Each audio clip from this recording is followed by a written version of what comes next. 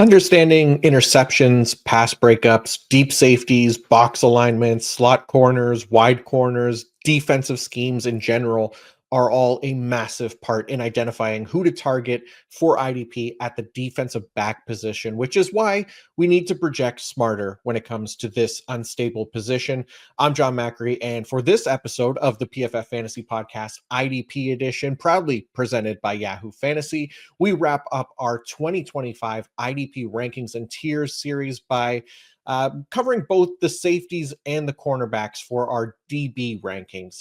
I have something like 100 DBs ranked and tiered for this season. And like with the linebackers, I'll hit on all the tiers and at least let you guys know how I'm viewing most of these defensive backs heading into the year, at least for now, because there will be updates throughout training camp and the preseason, like there already has been for the linebackers. But with things as they are right now, let's get it.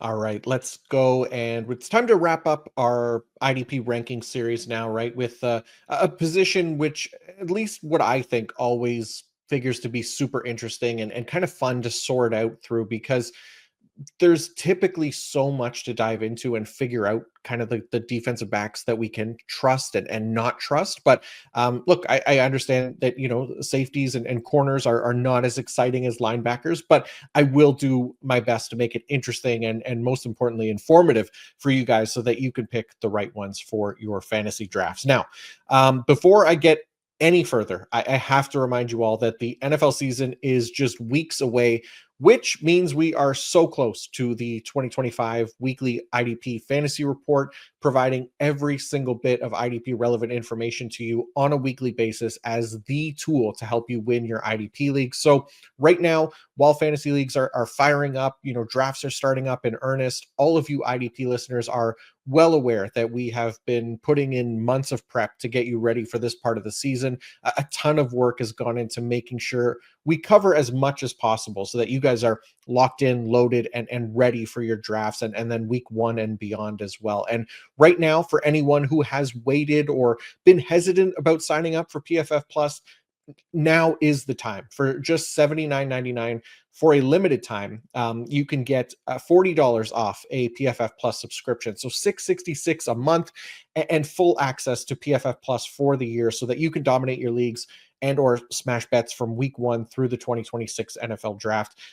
We have everything covered, including fantasy tools and betting dashboards, matchup charts, player grades, all unbeatable. It's a major edge. There is no doubt about that. It's using the same data that NFL teams use to prepare every week, right? So, and I think what separates us too from every other fantasy platform is that we have the best IDP content in the multiverse here. If you're tuning into this episode, the deep analysis that you're getting here that you can't get anywhere else, right? But also just like utilizing things like the player grades to pull defensive player usage, snap counts, all that fun stuff that we talk about all the time. That starts literally this week with the NFL preseason kicking off, right? You can't get that anywhere else. And that includes the IDP fantasy report, which I may be biased, but it's not just me saying it. It's anyone who has used it knows that it is the tool for getting your weekly IDP rosters locked and loaded each and every week, along with everything else we offer here at PFF Plus. So PFF Plus early bird deal ends August 7th. Every season, so many people reach out to me about promo codes or sales when it's too late because they get a taste of the IDP fantasy report or can't access updated weekly rankings. So for those people that want to win and get in on those advantages, like Nate starts set pieces and rankings, the wide receiver man zone coverage report, IDP fantasy report, IDP rankings, and so much more, go now, subscribe to PFF at subscribe.pff.com. Use the code EARLYBIRD, we'll get you set for a really nice deal here that you won't get throughout the rest of the season. So make sure to take advantage of that now. All right, before we get into the rankings, just like with the other positions, I always like to throw up the year-to-year stability numbers for context to show just how much we should, and in the case of our IDPs, maybe shouldn't trust fantasy points or points per game like as our North Star for the year ahead. We can kind of use these numbers to contextualize these players, but there has to be more than just that if we want to project what these players will be. And yeah, that's where we can use like things like alignments and stuff like that for defensive backs to project how efficient they might be as tacklers. It's a much better starting point, right? So for instance, here are the average safety tackle efficiencies based on alignment. So you're going to look at the average safety tackle efficiency is 9.6%, so just under 10%. But if they're lining up in the box, that number jumps up to 11.3%. If they're lining up in the slot, we're at 10.4%. So both of those just above average. And across an entire season, that does make a difference.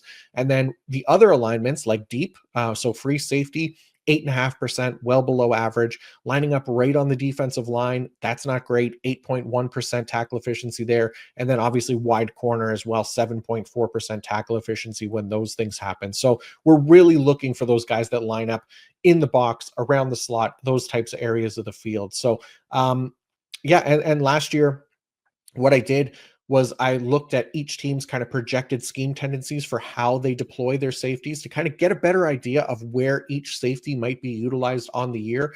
And that yielded some pretty positive results. It included a zero point 0.7 correlation from projection to actual usage, which I was really happy with, considering we're trying to guess how defenses will deploy their players across an entire season.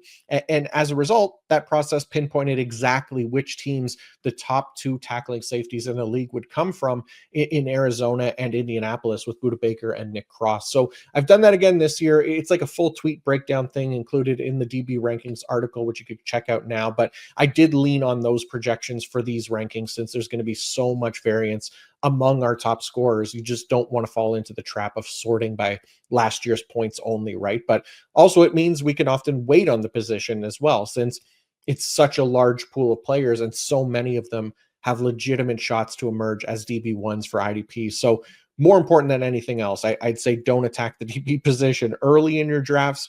Utilize these tiers and just take the best value later on while attacking more positions of like scarcity and upside earlier on.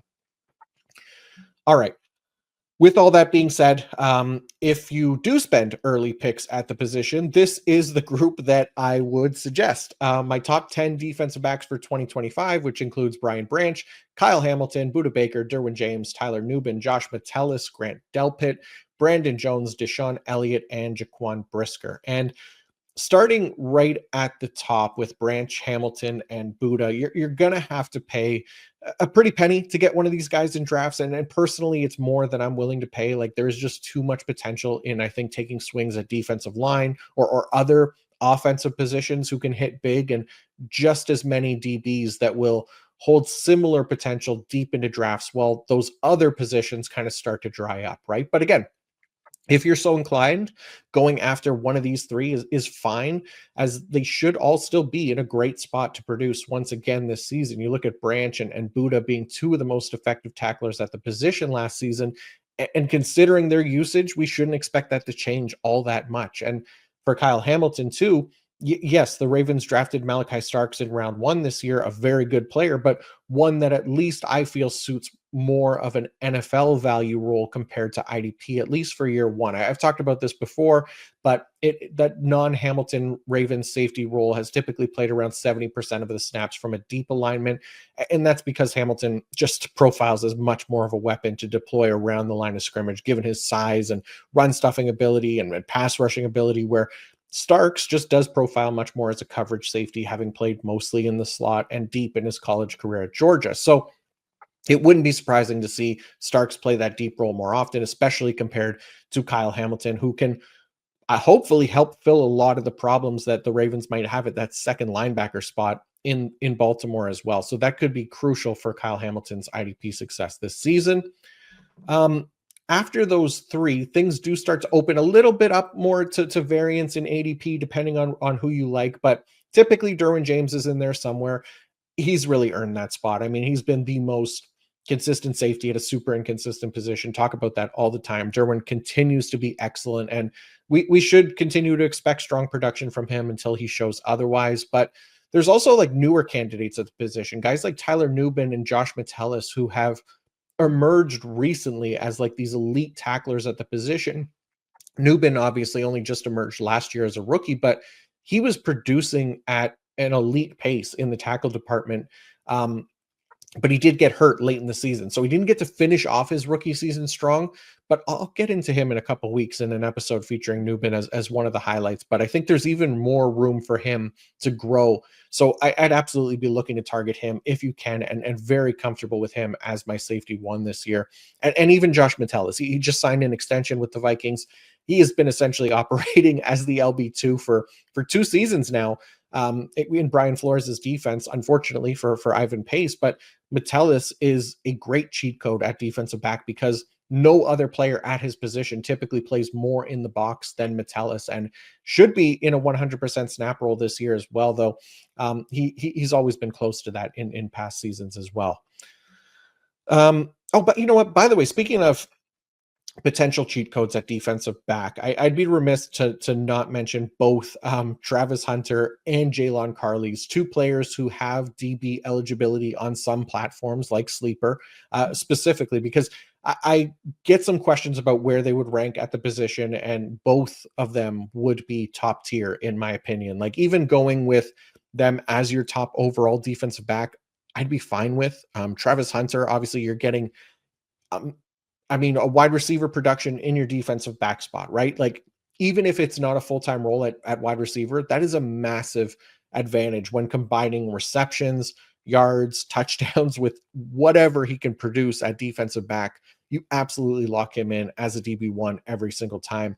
And for Carley's, I just talked about it with Metellus being a top IDP safety because all of his linebacker snaps. Well, Carley's is going to play nearly a full-time role at linebacker, and you can lock him into a DB spot, as little sense as that makes. But still, Sleeper has that dual eligibility there. So we just showed the DB tackle alignment efficiency, and getting that many box and linebacker snaps is a huge advantage to an entire pool of players lining up so much more in less efficient areas of the field, right? So yes, if you have the potential to get Hunter or Carley's as DBs, do not hesitate. So we can include them in this tier if you like to make it a clean top 12. But otherwise, let's round out tier 1 with the rest of the 10 actual defensive backs. So with Grant Delpit, Brandon Jones, Deshaun Elliott, and Jaquan Brisker. So for me, these are the guys who I believe will have some excellent tackle potential, because that's kind of the thing with defensive back, right? As much as interceptions and big plays can put guys over the top and help them finish among the top 12, they're nearly impossible to predict and super unstable year to year, which also kind of feeds the overall instability at the position. And then as soon as we recognize that those are just bonuses for our players and can focus more on the usage and the potential for tackles, which is more predictable, I think we end up with a more successful process. So that's where these guys come in. And even the ones ranked ahead of them too, obviously. But yeah, we're looking at guys who have delivered an at an above average rate for the position in terms of tackles, and are in a good spot to continue doing so again in 2025. And on the chance that, big play variance ends up in their favor, thinking specifically about guys like Grant Delpit and Jaquan Brisker, all of a sudden their output of fantasy production, when considering the tackle numbers as well, absolutely puts them in position to lead the defensive backs for IDP. And I think the best part about some of these guys is that because there are still so many drafters who draft the position poorly, you don't have to spend top 10 capital on them to get like a Delpit, Brisker, and especially Elliott. They're all often more often than not going outside the top 12 at their position in drafts, and are great bets to kind of circle and target later on once you're in need of that safety one, and you don't have to spend safety one prices to get them, right? So the same thing with Nubin from earlier. They're just perfect examples of why you wait at the position, because projection at least puts them in a similar range with those other guys who are getting drafted highly, and you don't have to pay the exorbitant prices to get them. Okay, continuing with that trend of hopefully not spending exorbitant prices to acquire these safeties while still remaining, or returning starting IDP value. We moved to tier two, which makes up the rest of the top 24. So this is Jeremy Chin, Julian Love, Xavier McKinney, Kyle Duggar, Nick Cross, Devon Witherspoon, Kyler Gordon, um, Jordan Battle, Quentin Lake, Tyke Smith, Jesse Bates, Kevin Byard, and Reed Blankenship and Antoine Winfield. I can't read my own stuff here. I got everything very small, just using the pictures here. But yeah, look, this is kind of my top 24 at the defensive back position, and I think Jeremy Chin is definitely my favorite from this group, although he is being drafted higher than this range, which makes him less likely to fall here, and that's fine as well. Like, he's in a good spot to line up in the box at a high rate with the Raiders. If you remember Trayvon Merrick last year, he spent 40% of his snaps in the box last season. So we should expect something similar from Chin after he was about 41% in the box last year under Dan Quinn. And with the Raiders not expected to go through a major defensive scheme change from last season with the same defensive coordinator and Patrick Graham, that Chin is in a good spot to play a very high rate in the box. So he's a good one. Even if I do like other names a little bit more that I talked about, I still think Chin's in a good spot. Julian Love is another one that we should definitely be interested in for IDP. He's really emerged as one of the other consistent options at the position over these past 3 years, delivering high-end tackle numbers regardless of where he lines up. So you have to love that. Even with Nick Emenwari getting drafted, like, that doesn't change all that much for Love, who just spent 20% of his snaps in the box last season anyways under Mike McDonald. So them bringing in a box heavy safety like Emenwari, who might not start the year anyways, it doesn't change much for Love, who's still been in that more roaming deep role, right? So I'd still be fine with him as my safety one for IDP and expect solid weekly production. And similarly with Xavier McKinney, a perfectly fine option. He's going to play a ton. He actually plays a decent amount in the box, about 32% last year under Jeff Hafley. So should get similar usage here. And if he could get his tackle numbers back up to what they were in 2023, like, he can make up for that likely regression in terms of the big plays, right? Because that is the thing to caution with McKinney, is just knowing that 30% of his IDP production last year came from non-tackles. So if he can't take advantage of his decent alignments, then we could get more boom bust production out of him as those kind of big play numbers come down. Now, I've also included a couple cornerbacks in this tier. And for me, if we're going to treat any cornerbacks as top 20 options at the defensive back position, of which there are bound to be at least a couple who get there every year, right? I'm always going to bank on them being like the slot heavy guys. So for this year, that's Devon Witherspoon and Kyler Gordon. Now, Witherspoon, we know he's been a top 5 IDP option at his position before, super productive working out of the slot, will rush the passer as well. Like, there's a lot of IDP friendly usage with Witherspoon that makes him an ideal IDP target if we're projecting an elite cornerback going into the year. The other name, though, who maybe isn't as high on IDP drafters' radars, and that's Kyler Gordon of the Chicago Bears, who is also an elite tackler at the position. He ranked 93rd percentile in tackles versus expected, and he's going to be in a slot-heavy role in Dennis Allen's defense. Now, if you remember Dennis Allen from last season, he was previously in charge of the New Orleans Saints defense, a defense that produced elite IDP corners in the form of not just Paulson Adebo, but both Alante Taylor and Ugo Amadi when they were in those very same slot roles that we expect Gordon to play within Dennis Allen's defense. So this should, I say should, allow Gordon to be used very similarly to how Witherspoon is being utilized in Seattle and how the likes of guys like Taylor and Amadi got used in New Orleans, where they're locked into the slot, they're given free reign to rush the passer, and helping Gordon's case over maybe some of those Saints slot cornerbacks is that he should at least stay on the field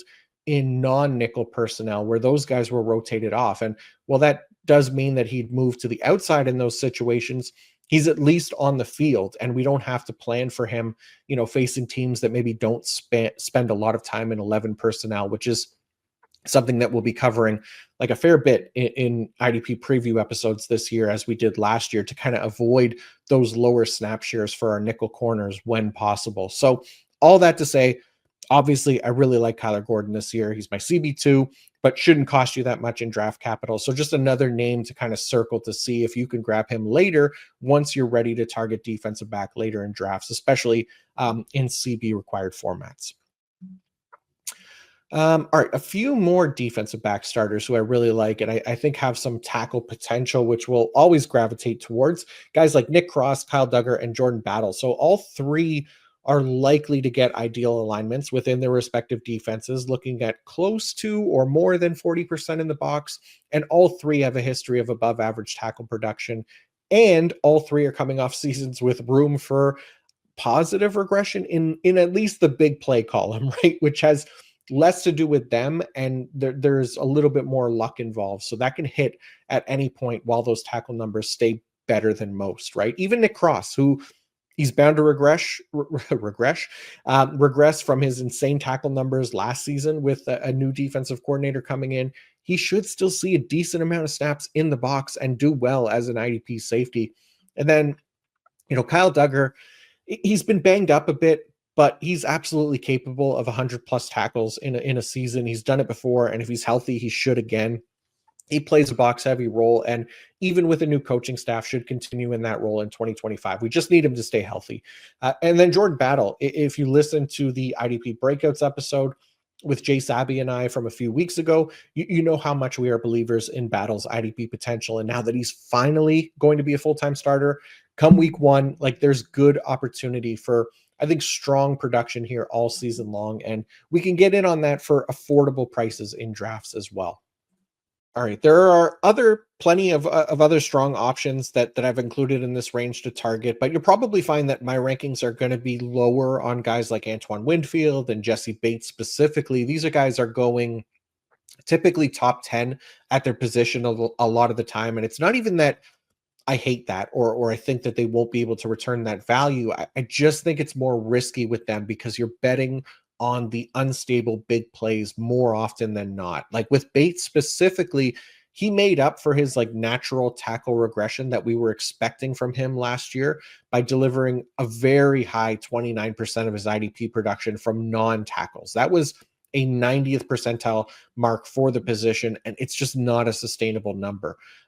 Meanwhile, because of him playing the large majority of his snaps from a deep alignment, we saw his tackle numbers go much closer to expected based on his playing time and deployment, right? So he's a great NFL safety. And when, and because he's been healthy and he's been playing a ton, like he's delivered pretty fine tackle volume as well. But what has made him a top IDP is the big plays, the interceptions, the pass breakups, etc., that are much harder to count on. So he's not in that first tier for redraft for me, and I'm fine with him anywhere within this second tier that you like as well. Same thing with Antoine Winfield Jr., although I do probably feel a little bit better with him than I do with Bates because he has at least consistently been an above average tackler regardless of where he's lining up. But he too has really made up a lot of ground against the pack via big plays, right? Like even last year when he missed time, yes, he was an above average tackler, but 25% of his IDP production came from non-tackles.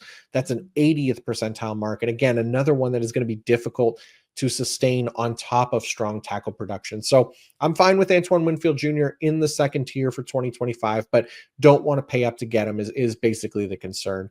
And I've included Quentin Lake as another example here as names that I think I would rather wait on at safety, who I think has a very similar outlook as Jesse Bates or Antoine Winfield. Like he's not playing a ton in the box, but he is going to get a lot more work in the slot, which is the next best thing. And he was a strong tackler from that deployment last year. And he's one that at least has room to improve with positive variance on the big play front. So that's a bet I'd much rather make here in this range than spending much higher draft capital on like a Bates or a Winfield. You could put guys like Tyke Smith or Kevin Byard, Reed Blankenship in that same conversation as Lake with the safeties that you can get for cheaper with similarly potential outlooks than Bates and Winfield. So it's mostly about being smart with your investments here at defensive back, right? Because you can absolutely end up investing way too much on them in drafts and miss out on higher upside players at scarcer positions. And we don't need to make those kinds of risks if we can avoid it. All right, before we go any further, obviously we've been talking about 2025 draft rankings, which of course means that fantasy football is back. So fire up the group chat, get those draft boards ready, and buckle up for a season filled with breakouts, busts, overreactions, and more. It's all happening with Yahoo Fantasy. And this year, Nate and I are playing on Yahoo Fantasy, and you should too, whether you're a first timer or a veteran making your millionth league. And look, since we're talking about IDP today, Yahoo has been a great platform for IDP gamers because they've actually spent the time to allow for more customization for our IDP leagues, which includes one of the most important features, in my opinion, and that is parsing out the defensive positions into more than just defensive line, defensive back, but allowing for cornerback, safety, defensive tackle, and edge to all be different designations, as well as linebacker, of course, which just makes it more fun. I mean, would you like your offensive positions to just be between cornerback, quarterback, running back, and receivers with wide receiver and tight end bunched into one position? Hell no. So why should we settle for that laziness on defense? There are so much more ways we can get creative with our IDP leagues as well on Yahoo, including like a cornerback only leagues, which shout out to Johnny the Greek coming up with that sicko idea. And now we're going to try DT only leagues because why the hell not? And we're using Yahoo to do it. So go over to Yahoo because now to celebrate 28 years of fantasy greatness, Yahoo Fantasy is dropping 28 big new features over 28 days, giving you more ways to play, more ways to draft, and more ways to win. It begins August 4th, and I can't wait to see what's next. So stay tuned. Get started by creating or joining a Yahoo Fantasy Football League today at yahoofantasy.com/PFF. That's yahoofantasy.com/PFF. All right, let's keep it rolling here and get into tier three, where a bunch more names kind of fit in. And what you're seeing on the screen here is from the IDP defensive back rankings and tiers article. But if you go onto pff.com and use our rankings page, you'll find some updates there because there have been at least a few changes at defensive back and especially linebacker worth accounting for in the ranks. But I'll read off our players in this tier that I've included, and that includes Andrew or Drew Phillips, cornerback for the New York Giants, Talanoa Hufanga, now of the Denver Broncos, Jalen Thompson, Arizona, Alontae Taylor of the New Orleans Saints, Paulson Adebo, now of the Giants, Teron Johnson of the Buffalo Bills, Will Harris of the Washington Commanders, Minka Fitzpatrick, formerly of the Steelers, now of the Miami Dolphins. And I did move him up some because I like his IDP potential slightly more in Miami than Pittsburgh. Trayvon Merrick, now with Carolina, Damani Richardson, also in Carolina, Jaden Hicks, Kirby Joseph, Jalen Petrie, Mike Sanders still, Cooper DeJean, Tarheeb still, Nate Hobbs, now with Green Bay, Kenny Moore, Jair Brown, Harrison Smith, Fatu Melifonwu, Jabril Peppers, Javon Holland, and Donovan Wilson. Now, one of the first things you might notice about this tier is that there are a lot more cornerbacks mixed in than before. And whether you're in a CB required league or DB only, this is about the range for me where the values kind of start to match up a bit more with like the better bets for tackle production at safety. And one of my absolute favorite cornerbacks this year is going to be Drew Phillips of the New York Giants. He was incredibly productive as a rookie in a limited role where he only played just over 600 snaps on the year, and part of that was due to missed time with injury, but also even when he was out there, he wasn't exactly full-time either. So heading into year two, I think there's absolutely a case for Phillips to be on the field more as long as he's healthy. He ranked top 12 at the position in coverage grade and overall grade for PFF, while ranking top 25 in run defense grade.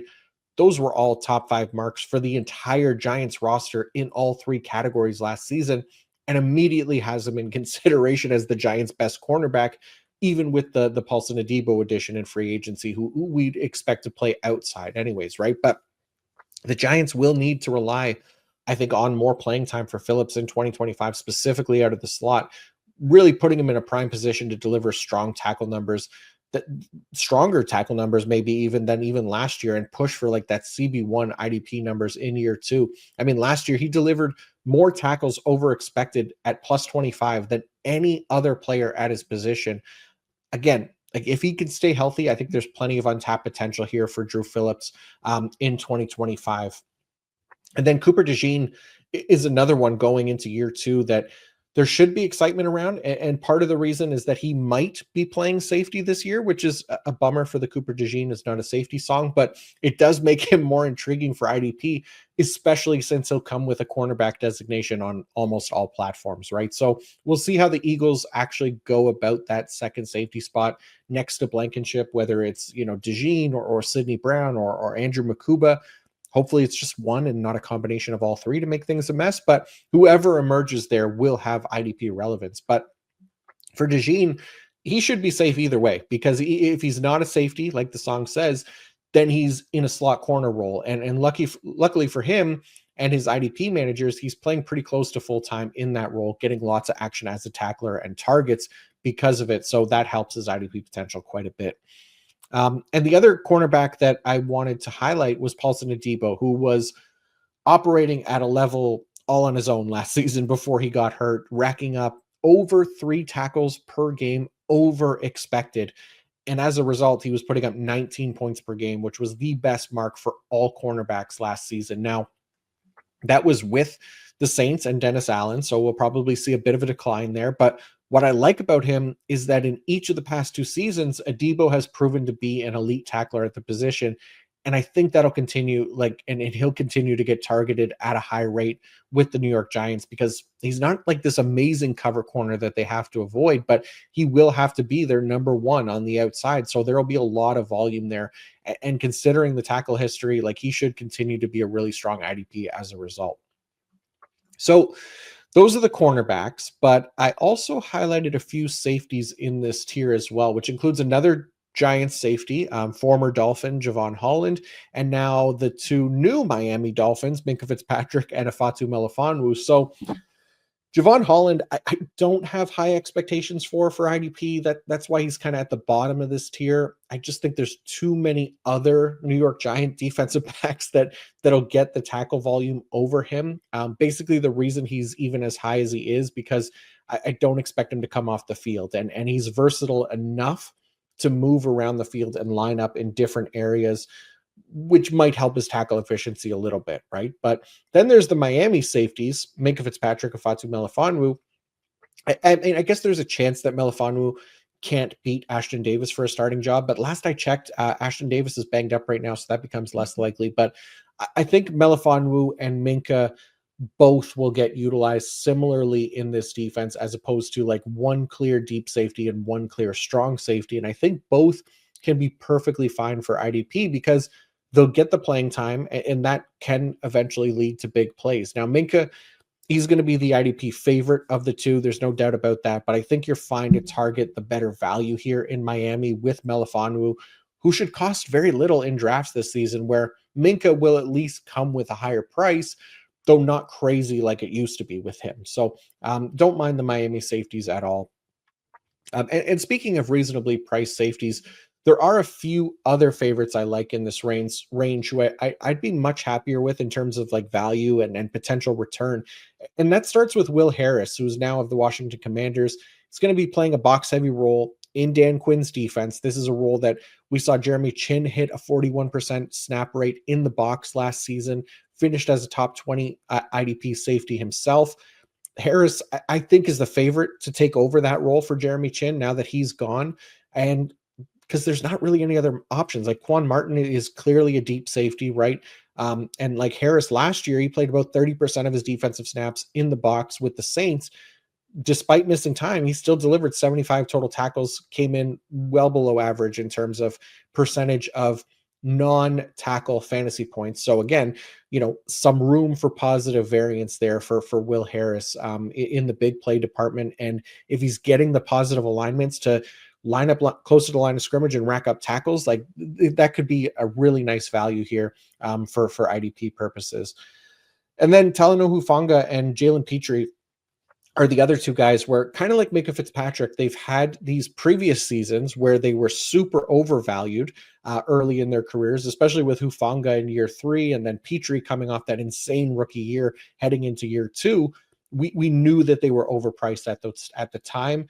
Now that they've both predictably failed to live up to those expectations on multiple occasions, their cost has come down significantly to the point where we as IDP managers should feel better about drafting them because they still hold similar potential for IDP, but they don't cost an arm and a leg to acquire now. So you look at Hufanga heading to Denver now, and I think he can have a Brandon Jones-esque resurgence there with a full-time role and the proper usage. And then with Petrie, he made the move to slot cornerback last year for D'Amico Ryans and looked good doing so. And it was a much more natural role for him because that's what he mostly did in college. He missed a bunch of time with injury, but that role mostly out of the slot and the box and some safeties was a nice one for him for IDP, where if he's healthy, then he too can kind of return that starting quality IDP production at a minimal cost. And that continues to kind of be what we're looking for at defensive back.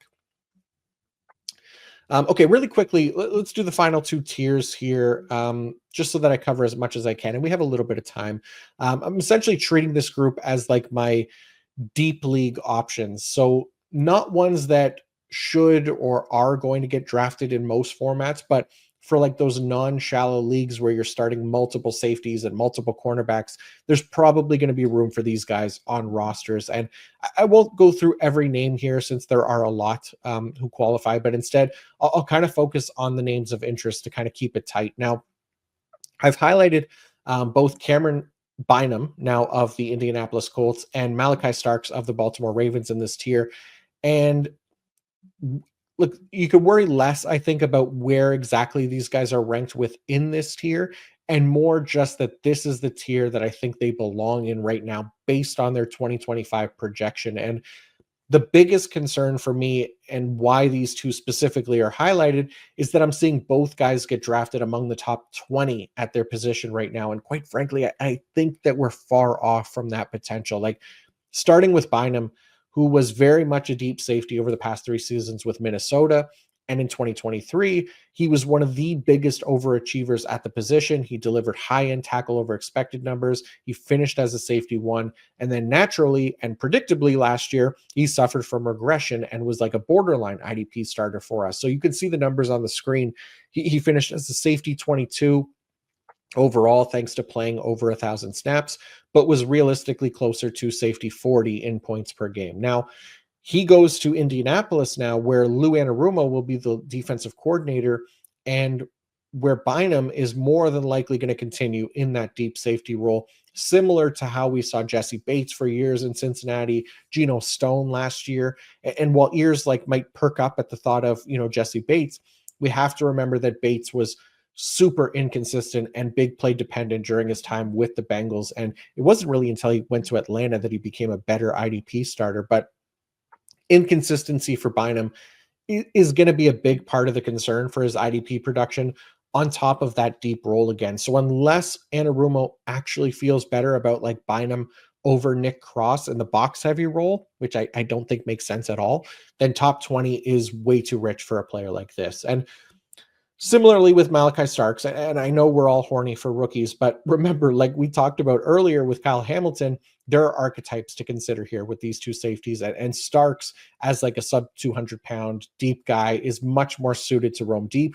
And it's not even like he's small, but compared to Hamilton, there's a big difference there. And Hamilton should be far and away the clear option near the line of scrimmage, especially with LB2 concerns for the Ravens. I mentioned it before, but in this defense just last year, again, the non-Hamilton safety, 70% of his snaps deep. And sticking with what we know about that deployment, it's not a top 20 projection for IDP. So be careful about overvaluing Starks here, at least in year one.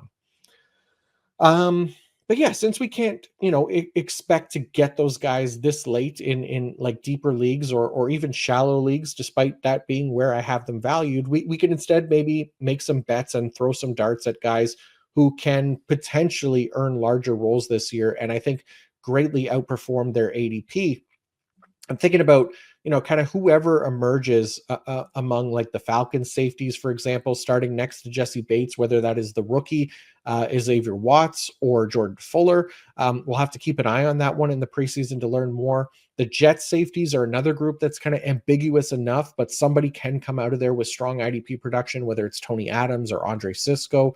You got Cole Bishop in Buffalo with a shot to start this year. Finally, he'll have to beat out DeMar Hamlin or Taylor Rapp, but there's room for him.